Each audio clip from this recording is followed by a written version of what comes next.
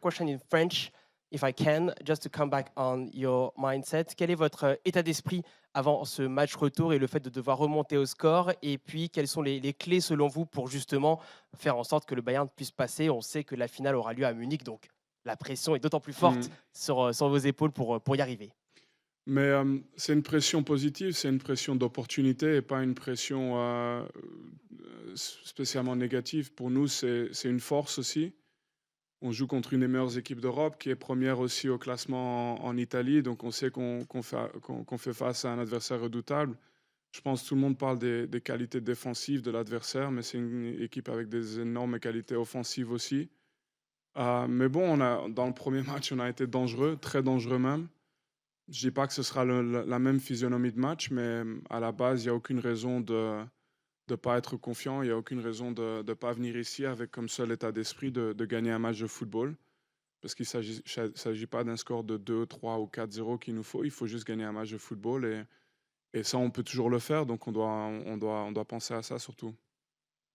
In the last row. Bonsoir Vincent, Valentin Seconds row, yeah. Polzy, l'équipe, j'en profite, le collègue a rompu la glace, donc on va parler en français si c'est possible. Qu'est-ce que vous pensez de l'évolution de Marcus Thuram, qui était en Bundesliga un très bon ailier, Mhm. et qui est en train de devenir un attaquant redoutable, très complet. Lui s'est autodéfini il y a peu de temps un des 10 meilleurs attaquants d'Europe, presque pour compenser le fait que c'est un joueur qu'on a tendance un peu à sous-coter. Voilà, un attaquant. Vous, qu'est-ce que vous en pensez? Je pense que ceux qui regardent la Serie A, ils vont pas le sous-coter, à mon avis. Et j'ai eu l'occasion de regarder beaucoup de matchs, bien sûr, de l'Inter maintenant. Et si l'Inter fait un parcours aussi exceptionnel cette saison, c'est parce que justement, il y a des joueurs comme Marcus qui font la différence. Il n'est pas seul, bien sûr, mais il fait partie de ces joueurs-là qui sont capables de créer une situation d'un rien et de marquer un but ou de forcer, de faire la différence.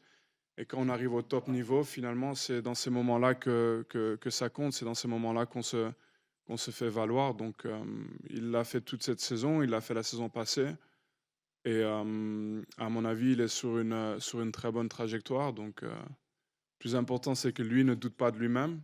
Et tant que ça, c'est le cas, il fera valoir ses qualités. Mais bon, pour demain, je préfère qu'on fasse valoir nos qualités à nous, bien sûr.